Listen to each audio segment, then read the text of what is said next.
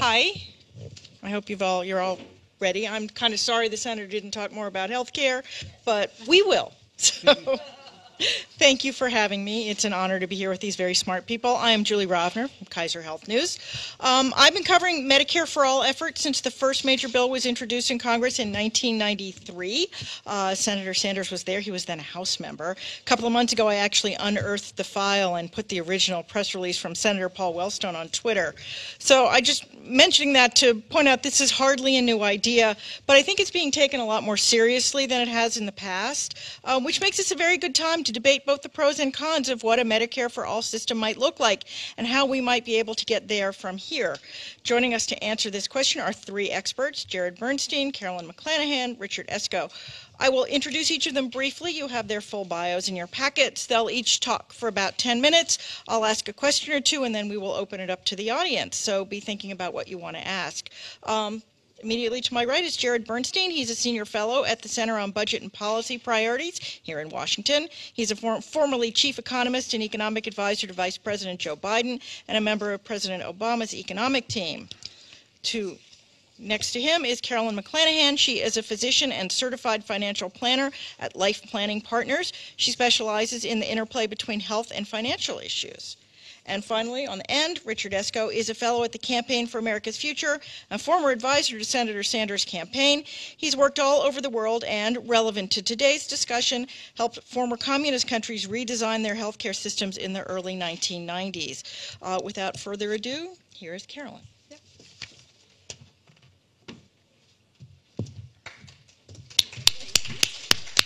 I have slides. Can we pull my slides up, please? So I'm a physician and a financial planner, and I think they're probably still digging them up there. Oh, the go button. Oh, there we go. I'm good.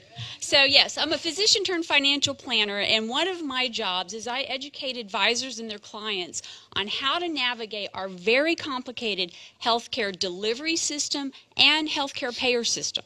These are two very different things. The thousands of people I talk to around the country yearly, because I travel and speak widely, they're having serious pains with both.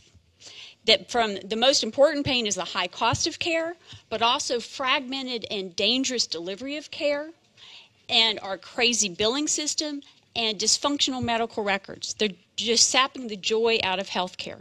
Now, today I'm going to cover basically the pros and cons of a universal Medicare program. I give everybody fair shake there, and then I cover concerns about free market system. But what I think we need to do is take a totally different path and start a different conversation. So first, let's talk about benefits of a universal Medicare program. It would provide insurance to everybody, which would ideally translate into true universal health care. And this will make us healthier and happier, so that's a good thing.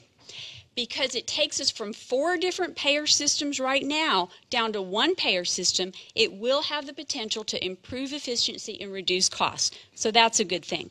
Now let me talk about my concerns. The first concern, and I think this is huge, I talk to the far right and far left, and the problem we have is nobody trusts any one entity to be in charge of our healthcare system. And so, for example, I had a client just last month who was in a car accident, broke her hip, 73-year-old on Medicare. She had her surgery, which, by the way, they told her Medicare wasn't going to pay for because it was an accident, which is untrue. But she was discharged to home physical therapy. Medicare would not pay for home physical therapy, only outpatient physical therapy. She couldn't walk. How can she get to outpatient physical therapy? So she ended up back in the emergency room, and she could not be readmitted to the hospital because that would have been a big ding on the hospital for a bounce back. She ended up in inpatient rehab. Cost us a heck of a lot more when she could have just had home physical therapy. There isn't much hope on the private side either. You know, they focus on profits over patients, and they have taken our current payer system and have unbridled manipulation of our payer system and have driven up costs dramatically. So this is an issue. People don't trust either system to do it alone. Now, my other concern, choice. Under Senator Sanders' universal Medicare program, private insurance cannot duplicate services provided by Medicare. And people are concerned that if Medicare is deciding what's going to be paid for and how much people are going to be paid, that doesn't sit very well in a country that values individual choice. Now, likewise, though, the free market will give you choice, but people want their choice to be easy, reliable, cost-effective, and guaranteed in times of illness. You know, right now, the private market is a big empty suit. You see those billboards on the highway, oh, we're the best in heart care, we do this the best. You know, everybody's #1 in the country, in their city, right? And when it comes time to deliver, patients have to fight the system every step of the way. We're having lost productivity by the time we have to spend on the phone talking to insurers to get them to pay our bills. So this is a problem. Without oversight, the public sector is not going to do a good job providing us the choice we need and make it easy and reliable. Now, how do we answer this? First off, to me, one of the failures of the ACA is we did not have a public option for health insurance. We need a public option for health insurance, and that could have been Medicare. Now, to me, public-private competition incentivizes each entity to be their best. But more importantly to me, we need to create open, authentic dialogue and really address the problems. You know, politicians never say what's bad about their plan. Have you noticed that? And so Franklin Roosevelt, during the New Deal, he'd have his fireside chats every Sunday, and he would talk about the good things the government was doing, but he would also acknowledge the mistakes. His authenticity is what fostered trust in his programs. We need that authenticity from our politicians today. Now, one more concern I have. The ACA did this. It focused on coverage over cost, so expanding coverage without addressing the underlying cost of the healthcare system first. Medicare, a universal Medicare program, would do basically the same thing. Are we going to fix fee-for-service? Are we going to fix the cost of pharmaceuticals? Are we going to get the system, the waste, under control? Because right now, providers manipulate Medicare payment just as badly as they do the private sector. So what are we going to do about that? So patients will see a significant reduction in their out-of-pocket costs, but that whole cost of that system is going to be passed on to the taxpayers. So what is the solution? And I have one. I'm grandiose sometimes. We have to fix the system first. We need to provide basic primary care, dental care, and mental health care to everybody for free. How can we do this? And we can do this. We have community health centers. Right now, they provide primary care, dental care, and mental health care for less than $1,000 per person per year. They take care right now of about 25 million people, have the structural capacity to take care of more. And if you think about it, 3/4 of the population only needs primary care. So if we expanded our community health centers to take care of everybody for free, 3/4 of the population would have all their needs fully met. Now, people who don't want to go to a community health center for whatever reason can pay for primary care through direct primary care providers. That gives them choice. Now, how do you implement this? First off, you have to have well-defined services that for preventive care, care for acute minor illness, reproductive care, and care of our common chronic diseases like obesity, diabetes, hypertension. And then we have two other, we can deliver that care on an individual and community basis, and there are so many innovative community health centers right now that can do this type of care. They're doing it today. So there's two other benefits of this system. Senator Sanders just talked about that, the opioid crisis. There are many centers right now doing a great job combating the opioid crisis. These centers, spread throughout the country, can serve as treatment centers for addiction services. And secondly, as a former emergency room physician, I know this well, we are woefully prepared for epidemics and bioterrorist events. And these centers can serve as centers of preparedness for these issues. Spain did this in the 1980s, creating community health centers within 15 minutes of everybody. We can do that in this country. Now, they'd be very innovative. So one of the problems people have is they're centers for the poor. Why can't we create great community health centers that are warm to come to, welcoming, kind of like Chipotle's, maybe not a Starbucks, but something that everybody knows you're going to get what you're going to get. They would have extended hours, the individual and group care. They would make extensive use of community health workers to deliver care for at-risk populations like our elderly and people who are have no access to services and can't get to services. And they would use ample technology like telemedicine. We can reach rural areas very easy through this. And the most important feature of this, no billing at all. You just walk into the center and you get your care. And that's it. The doctors don't have to deal with billing. The patients don't have to deal with billing. These would be federally staffed and federally funded. Now, the keys to success. You have to clearly define what they're going to deliver, give appropriate funding, create a good culture of care and accountability, and have intense public education on what will be provided. What happens to insurance? People forget that insurance is meant to cover catastrophic and rare illness.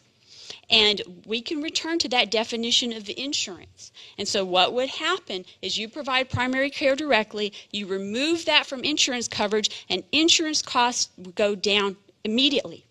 That's a good thing. And eventually, as our population gets better, insurance costs would further decrease. Now, what would it cost? Right now, the overhead of healthcare in this country is 25 to 30% that we waste. Other countries, it's 5 to 15%. If we could cut our overhead in this country just by 10%, that's $320 billion a year we would save. That's about what this program would cost. That's it, after infrastructure build out. And think about it. Currently, the cost of health care in this country per person is over $10,000 per person per year. Taxpayers pay half the cost, so over $5,000 per person per year. That's 3 times what the average industrialized nation pays. Now, when I talk to people from the far right, I'm getting my hands wrong, far right and far left, and when I say we can provide basic care that 75% of the population, that's all they need for $1,000 per person per year, they say it's a no-brainer. Why aren't we doing it?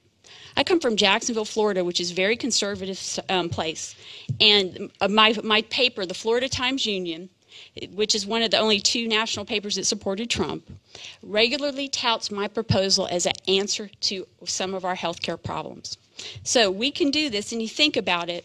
You know, Eisenhower brought us the highways. Kennedy ignited our passion to the moon. If we can have some politician that has the vision and can stop this mad conversation about how we're going to pay for health care and instead fix our health care system, we can get somewhere. So thank you.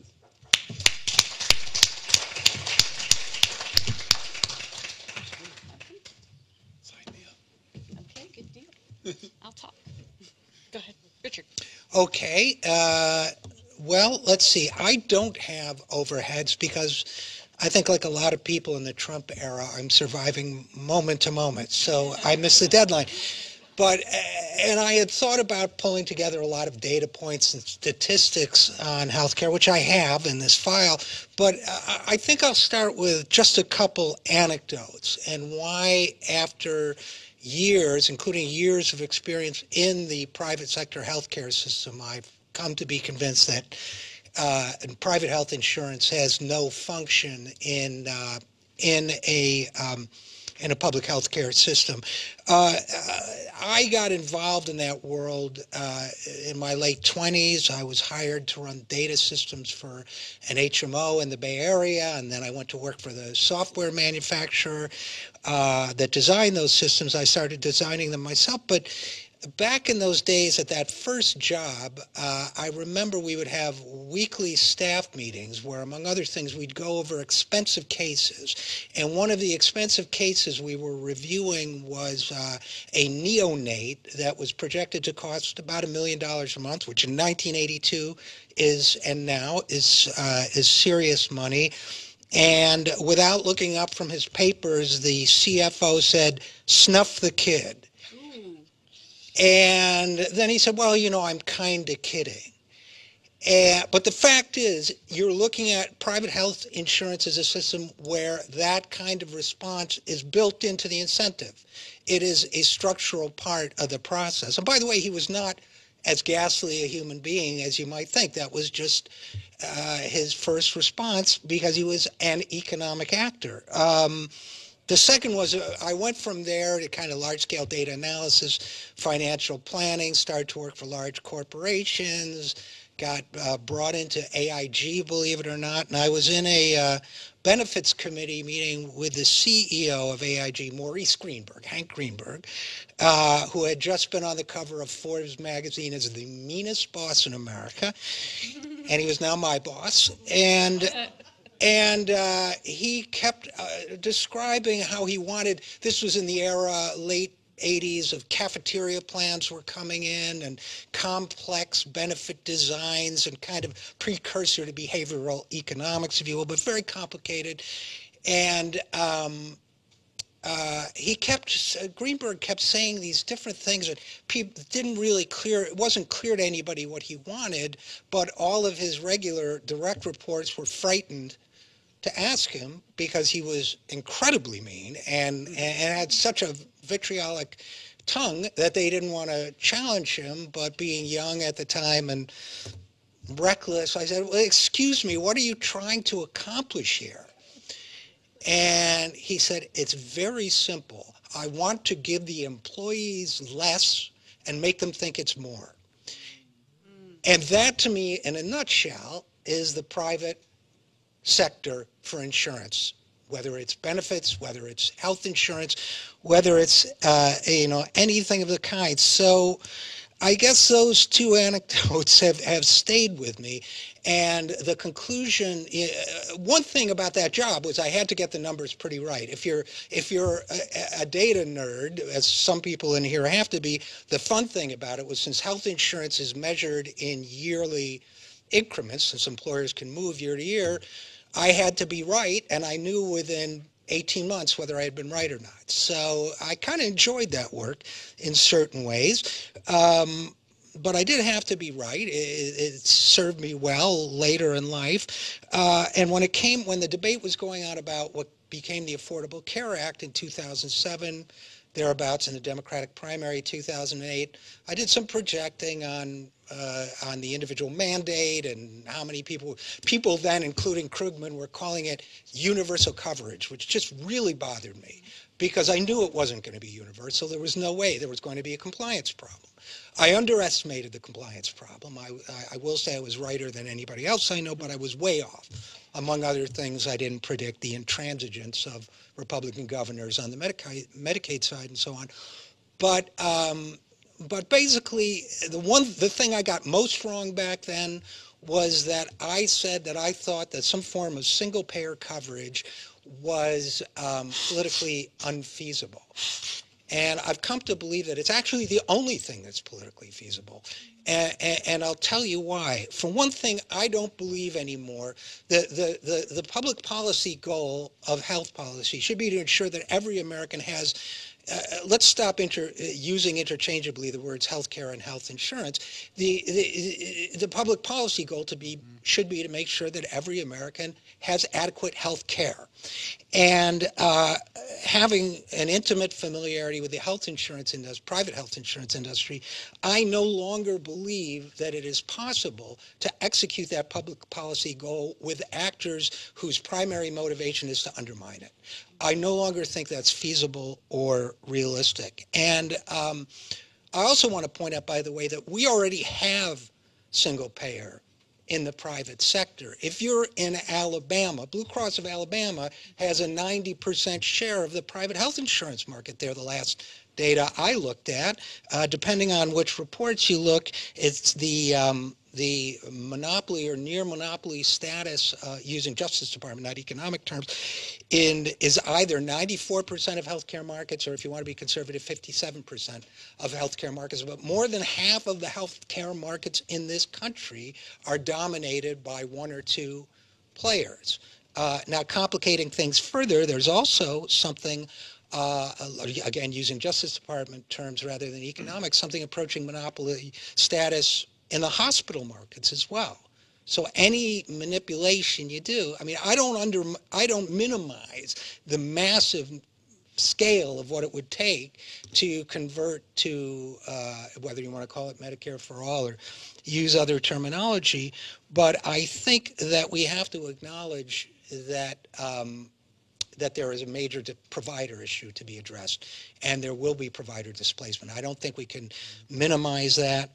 I think we also have to acknowledge that the dominance of private players right now means that there are both near monopoly and near monopsony players in all of this because they are the payers. But I guess I'll close by saying that, my biggest we can debate the issue of whether the Affordable Care Act as a political compromise is a good strategy. But I don't think, my personal opinion is not debatable that as ideology or as theory, it's indefensible. that in the long run, I mean, I support it, by the way, and I support efforts to defend it.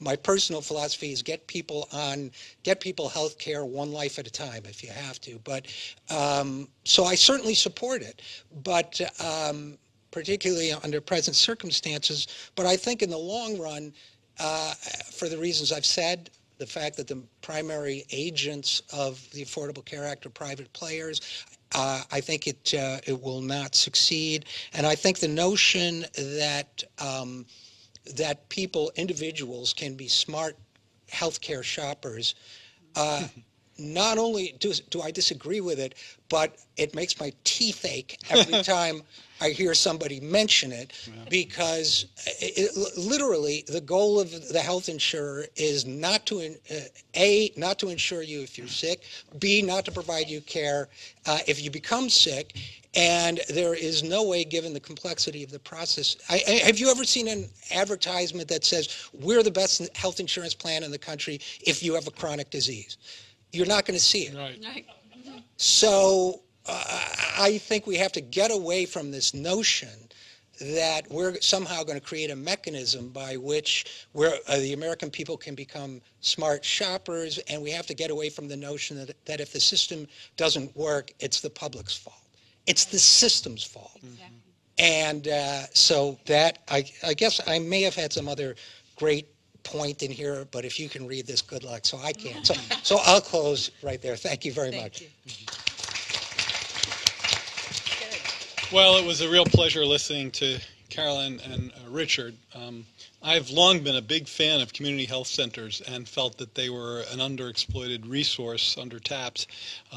But I have good questions for you if we have a chance to interact about your idea, which I thought was really exciting. And boy, Richard's comments just really resonated. I was just thinking that shoppers thing drives me absolutely nuts too. And I always go back to an episode where I was in the doctor's office with my daughter, who at the time was 11 or 12, very athletic kid, and she had what we thought was, what could have been a broken arm. Thankfully, it wasn't. And they said, well, you have to get an X-ray. And so we said, where?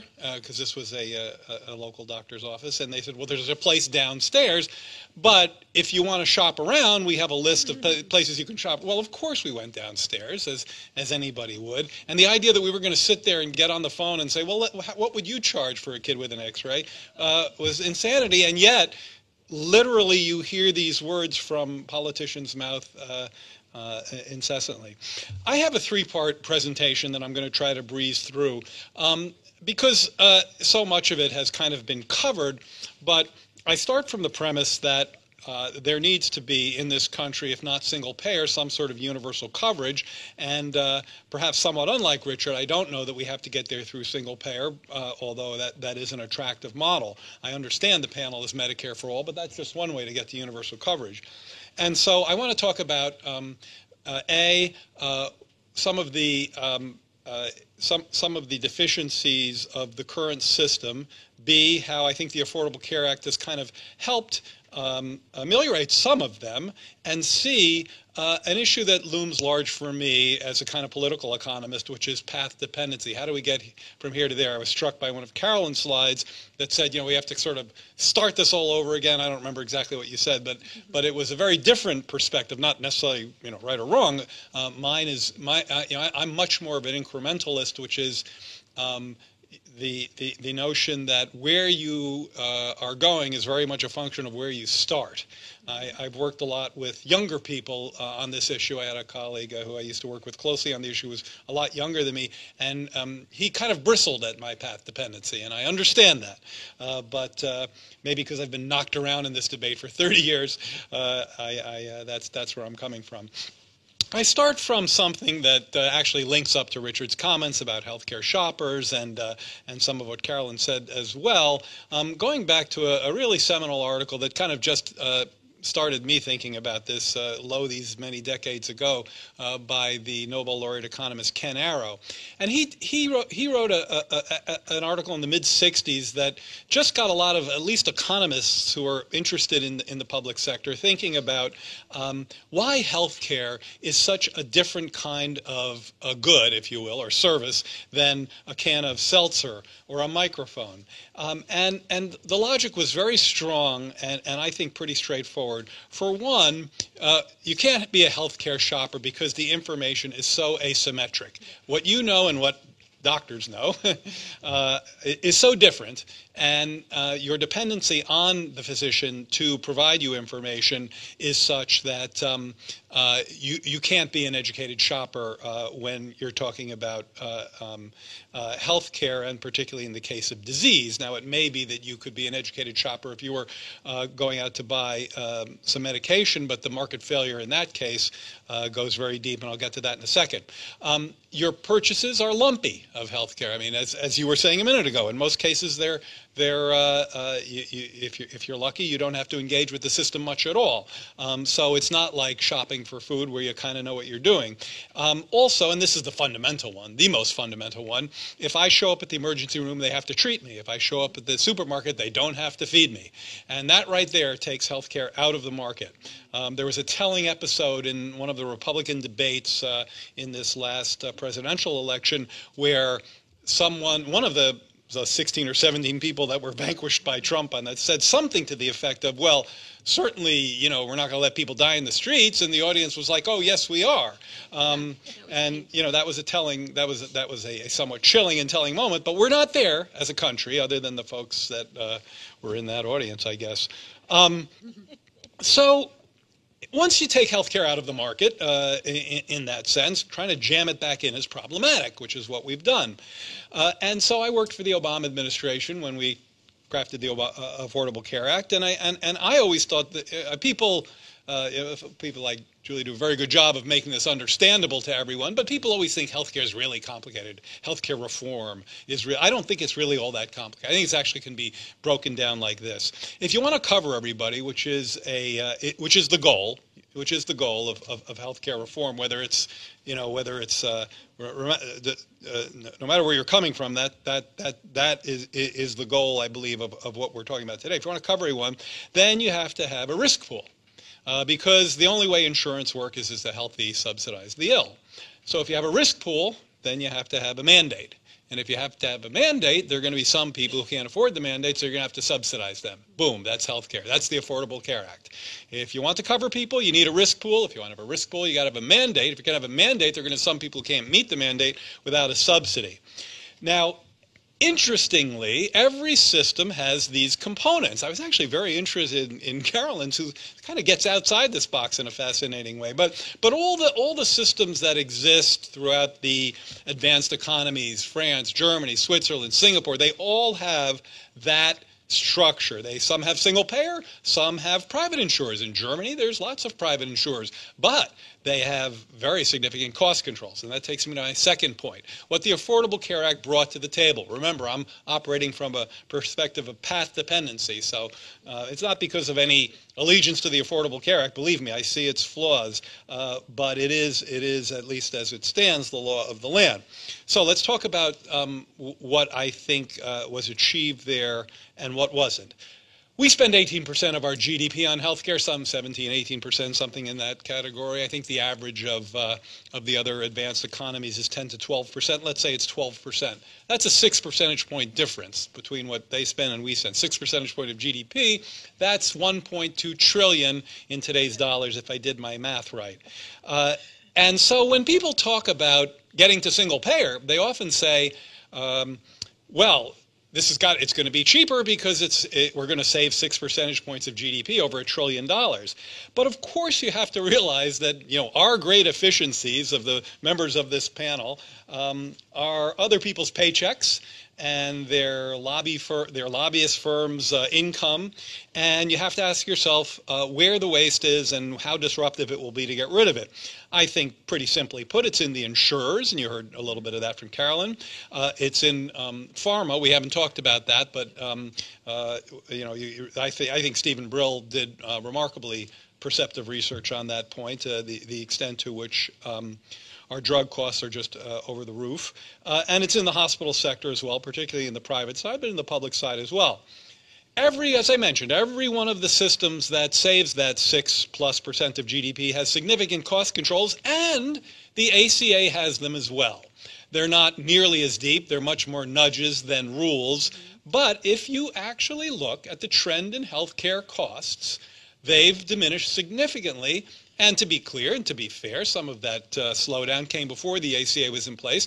But if you sort of draw a line in any measure of healthcare inflation when the ACA came in, you can see that the cost controls there, and I can talk about them more in Q&A if you want. I want to wind things up now, have been somewhat effective in restraint. We called it bending the cost curve. I actually used to go on TV when I worked for the White House and talk about bending the cost curve. I'm very embarrassed about that now because I think it's a really unfortunate way to talk to people. But I think we kind of bent the cost curve. Maybe not to talk to you people, because we're all in this together here. But I think, and I'm happy to talk about ways in which I think that that occurred, and I really do think that ACA cost controls are quite light compared to what goes on in other countries that spend far less than we do. But remember, our thing when we put that act together was the recognition, and we can argue about whether it was right or wrong, that those stakeholders, we were going to have to get around the stakeholders, not go through them. And so they had to be on board, and ergo our cost controls were not nearly as deep as we might have liked. And in fact, in my third and final section, I'm going to talk about the one that I thought was most important. I do think that there is a challenge with entrenched interest, and I think both Carolyn and Richard, I'd probably like you to both say more about that, because I think both of Carolyn outlined an interesting plan. I do think there are stakeholders who will fight hard to block even what I think is a fairly gentle approach at this. And so what I think, the way I'd like to get from where we are to some sort of universal system is the following. I think, and it's not at all a brainstorm. You've all heard it. You've all thought of it. But I'm pretty convinced that it would work.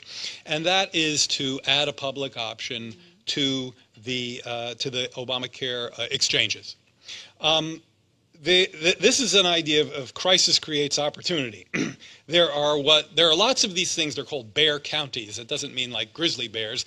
It's counties throughout the country that have a few or zero insurers, zero private insurers participating in these healthcare exchanges. Now, to be clear, and I've always emphasized this in my arguments about the ACA, you would think that everybody gets their insurance through the non-group market if you listen to our debate. In fact, it's 10 million people, I don't know, 7 or 8% of the population. It's a de minimis group, but it's a really important group, and it's a really highly visible group.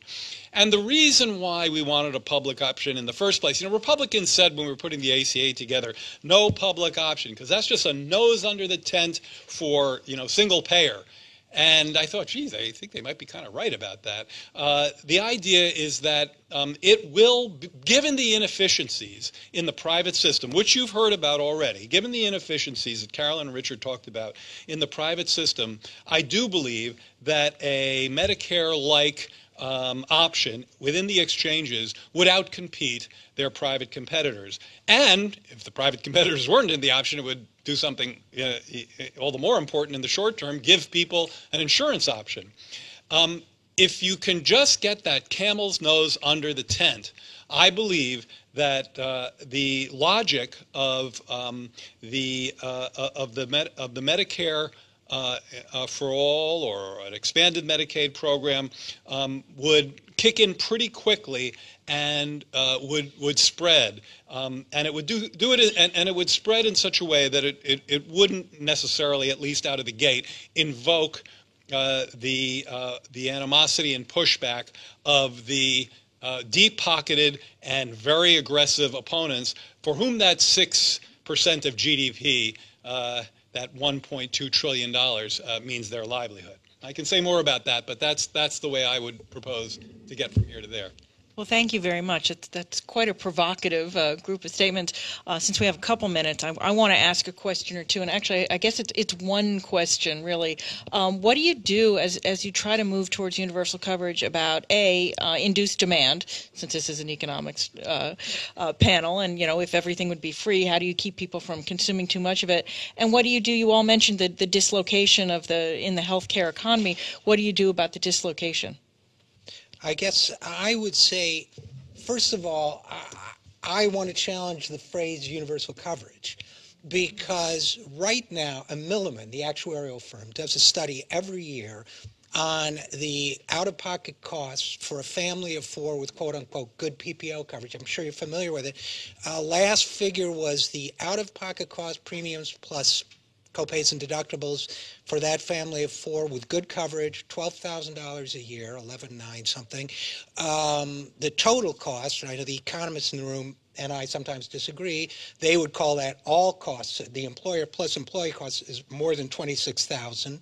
Now, I don't consider the employer costs necessarily direct employee costs, because I don't believe that if that were miraculously lifted, it would be returned back to the employees and wages. But however you see it, we're talking about an enormous sum of money. We are also seeing, I agree with Jared, the cost curve was bent somewhat, not downward necessarily, but, not as steep an upward arc. But if you look at the cost transfer between employers and employees in the employer-based healthcare system, way ahead of the cost curve overall. So for imagine the typical family of four with, let's say, $90,000 a year in income, now paying out of pocket $12,000 a year. They have coverage. So I'm less concerned about universal coverage and more because coverage is an elastic term financially. Can we call it universal affordability? Universal access to care. And so I guess I would start with that. And there's a lot of great stuff. Let me just say, because I want to engage Richard on one thing. So the distinction that I was trying to make, Richard, I'd be interested in your take, is that when we have this debate, there is kind of a notion that you have to have a single insurer, and that should be the government. That's single payer. It seems to me that you can achieve what you just landed on, affordable. What did you call it? Affordable access, or without necessarily having a single payer. You could have a bunch of payers, but they would have to be highly regulated. Like, are you are you wedded to just having the government as a single payer? Well, so far of all the models I've seen, particularly in the American context, that's the only one that I can imagine working. Obviously, there are other places where multiple payer systems work extremely well. Switzerland, for example. But Switzerland stepped in well. First of all, average household income is higher in Switzerland last time I looked. Secondly, they're all nonprofit, if I recall correctly. Thirdly, that was implemented well before they managed to get into the kind of cost crisis we were. So I guess as a practical matter, to talk about path dependency, I'm not sure I see another one. And I also think that we have to, the political side of the political economy of this is we have to be able to articulate a clear and comprehensible goal to the public. And I'm a little concerned if it's hard for people to grasp. I also, as I said earlier, believe in incrementalism, but I think we have to be able to articulate this is where we're going and this is how we're going to. And if there's another way to do that with a multiple payer structure, I would be for profit. I think would remain a challenge, but I'd be open to exploring it. So I have a comment here on this, is in that what I'm discussing is it's a parallel path with fixing the payer system.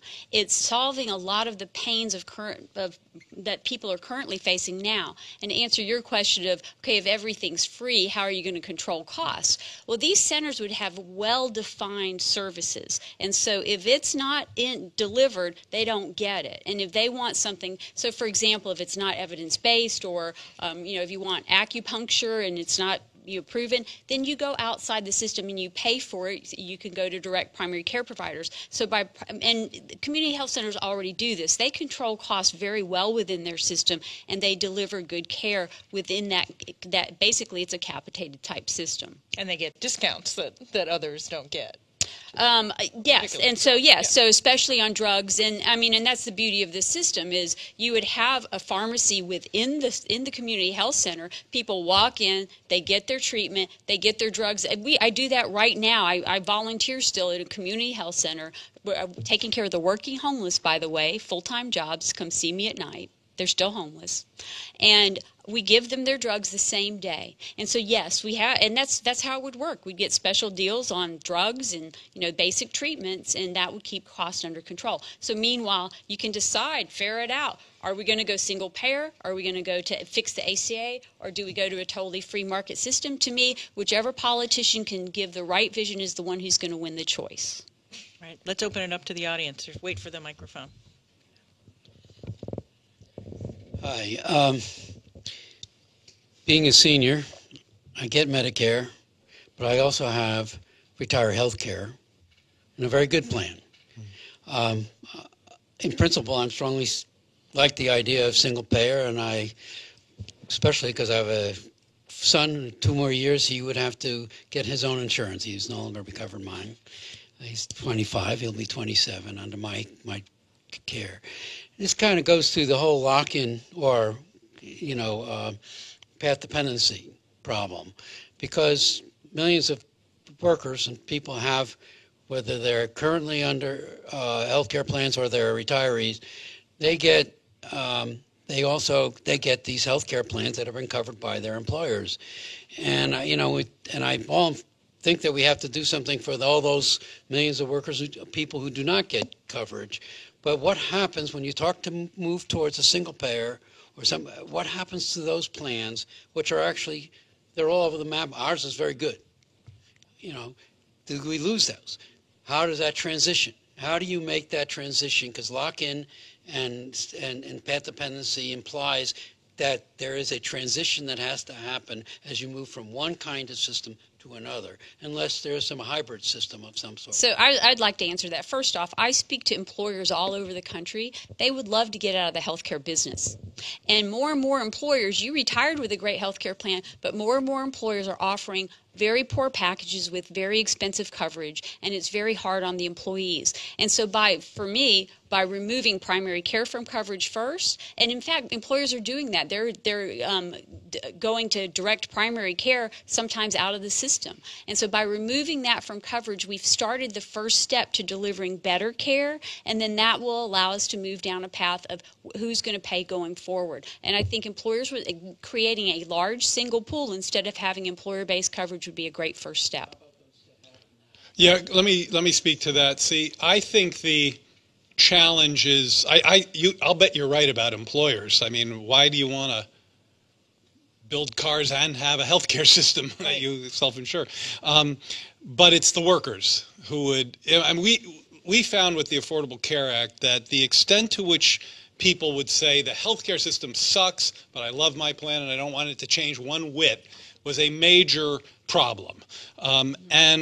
And so one idea, there's a guy named John Walker who wrote an interesting plan, I thought, that took us to a single payer, was a variation on what I described. So I described something that's very, very mild, which is adding a public option. I mean, in this climate, it doesn't sound that mild, but adding a public option to the exchanges. His idea was adding a public option to the employer plans. Every employer, by fiat, had to have a public option plan, and this kind of was what I think Carolyn's getting at there. The quality of that plan would be better than the other plans that are in the mix, and it'd be kind of another way of drifting to that. I think it's an interesting transitional idea. I think also, yeah, I do think it's an interesting idea. I think that what you're going to see is that employers are getting out, in effect, one piece at a time. They're getting out The way one they did benefit with at a time pensions. Of the health benefits business. No, but I'm saying they're getting out the way they did with pensions. Yes, absolutely. No, pensions is a very good analogy. And so I think that's going to become less of an issue over time, frankly, as employer health plans become progressively crappier, which I think they will over time. Listen, I'm freeloading off my wife's plan, and I'm outraged, but I have no standing to complain, as it turns out. So I think that's one factor, but the other is that you get then into very specific issues of what does the quote-unquote Medicare for All plan look like? How do the benefits compare with what people are getting currently? So, yeah, we could spend days talking about the transitional issues, and frankly, I'd love to because I find them And fascinating. actually, as a society, we're going to need to. Yeah. Right. Oh, for sure. Yeah, I meant my only point would be that if it's a relative thing, if the public option within the employer plan was better than the other ones, that would start moving the ball in the right direction. I had a question for Carolyn. So I know a little bit, not nearly as much as you, about the community health service infrastructure, and it would seem to me, to move to your idea, it would have to grow significantly. Yes, indeed. That the infrastructure that we have in place is here, and what you would need would be there. Yep. So it'd be a infrastructure program and a jobs program all in one. We can talk to Pavlina. Yep. idea. Right. Right. Another Well, question. I'm sorry, can I just ask a question go ahead. of Jared, Go which over to is, the microphone. oh, okay, which is the one concern I'm a big supporter of the public option and really pushed for it along with a lot of other people. But my one concern, especially now, is adverse selection. And have you looked at that, or has anyone looked at that? Because Yeah, I mean, there is an adverse selection concern. I mean, frankly, I'm not sure that any of the plans we're talking about obviate that concern. The way that's been dealt with historically is the 3 R's. Let me see if I can remember them. You probably know them. Risk reduction, Risk adjustment, reinsurance, and the risk corridors. And so these are measures that essentially believe adverse selection is in play, and they try to structure the cost subsidies from the government to help pay for them. There also would have to, depending on how you'd want to structure the cost and the financing, to the extent that adverse selection was in play, you'd have to have more expensive premiums, which may imply more generous subsidies. Yeah. I should add, by the way, that Medicare for All does not have a selection problem because everybody's in. So, somewhere over here. What's the microphone? A couple things. One, I'm very familiar with the community health center system, and I think that the Cleveland Clinic or others that have created these huge integrated health systems that have a lot of primary care and view that as a feeder into their tertiary system might have an issue with your idea. I think it has merit, but that's taking on really big institutions. Number two, I work to help counsel Medicare participants now in choosing plans, and in Ohio you have 44 different choices of Medicare Advantage plans competing against the public option of Medicare. And I'll tell you, because of the advertising that goes into the Medicare Advantage plans and the subsidies therein, it's really hard to compete. I explain all the time about plans A through F, and then Medicare advertising takes hold, and folks go with an Advantage plan, even though that they know the copays are vulnerable, the formularies change, and the benefits are not as guaranteed as they are with a public option. fun fact about Medicare Advantage, they're very popular among people, except according to one study, disenrollment rates are much higher for people who are sick. So in other words, it's that That's classic health care thing of you like your plan until you need it. Right. I mean, I can't swear that. I don't want to get ahead of the data, but that's what it implies. Thank you very much. Joe Firestone. You got to speak. You got to hold it like that. Joe Firestone is my name. Okay. What I'd like to comment on is what I think is the context of the discussion. Okay.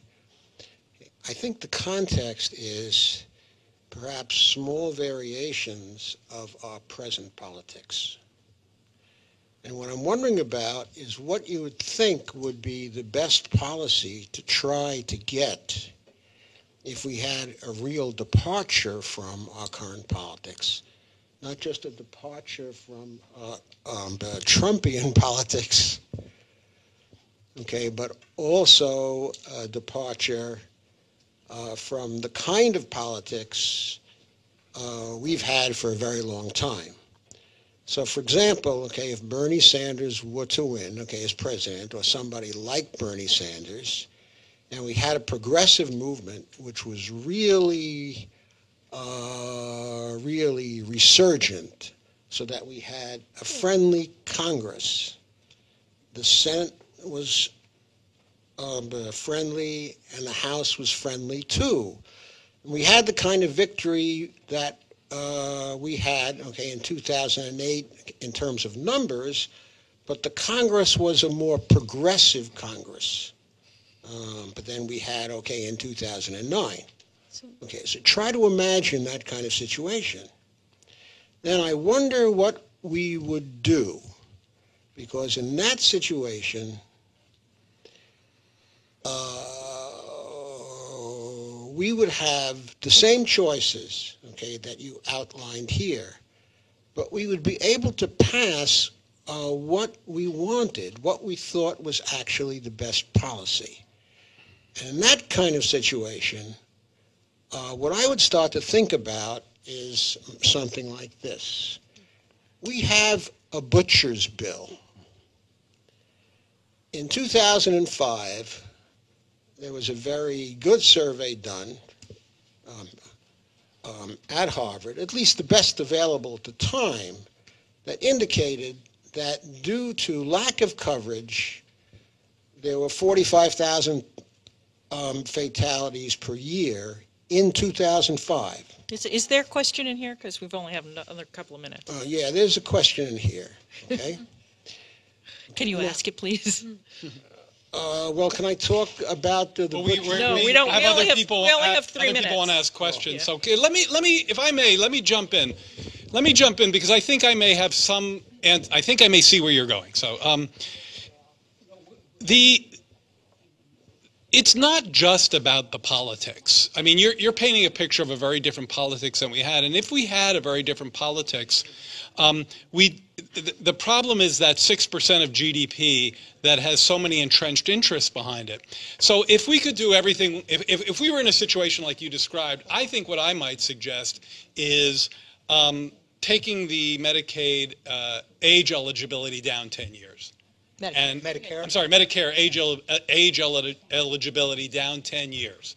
And, I think that's actually a very nice incremental approach to dealing with the entrenched interest, mitigating some of the disruption, while at the same time beginning to move towards a Medicare for all. And Jared, while we're doing that, we could expand community health centers to provide free primary care to everybody and remove that from coverage, and that will reduce the cost of expanding Medicare. Throw in children under 18 and a plan to keep moving, and we've got a deal. Yeah, got it there. All right, I think that's probably where we're going to have to stop because it's 5 o'clock, but I think we should do this again soon. Yes. Thank you all very Great, much. thank you. Thank you.